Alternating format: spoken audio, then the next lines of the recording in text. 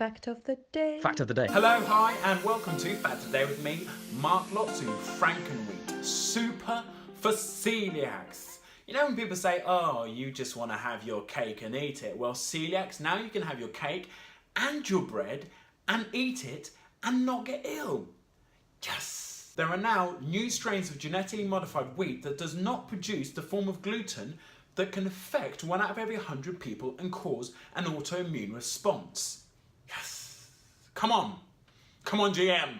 Come on, GM! Now, don't get me wrong, it's not gluten-free, because the new strains of wheat still have gluten in them, except it's not the bad gluten, it's the good gluten. So what is gluten? Gluten is a term used for a whole group of proteins found in wheat and other cereals.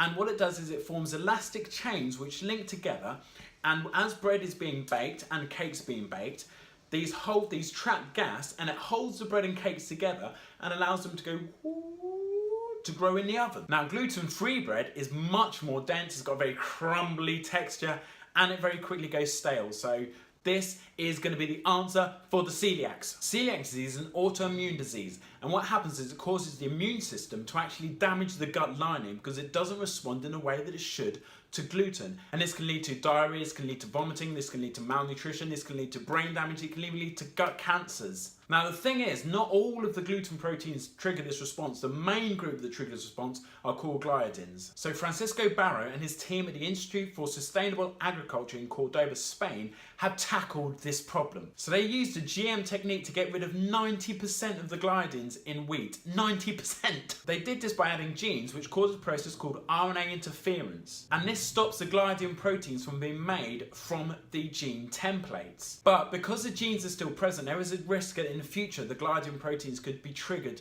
to be produced again. So next there is a technique of gene editing called CRISPR, amazing, to actually get rid of genes completely. But the problem is there are 45 genes for the main gliadin proteins, and they've so far managed to get rid of 35 of those 45, and they're looking to get rid of the next 10 as soon as they possibly can. And then now we'll test this new strain of wheat. So this is great news for some people, but other people won't want to eat anything that's been genetically modified, even though the genetic modification is getting rid of the genes which trigger an autoimmune response in celiacs. That is Frankenfood, super celiacs. Thanks for watching. Love you, bye. Love you, bye.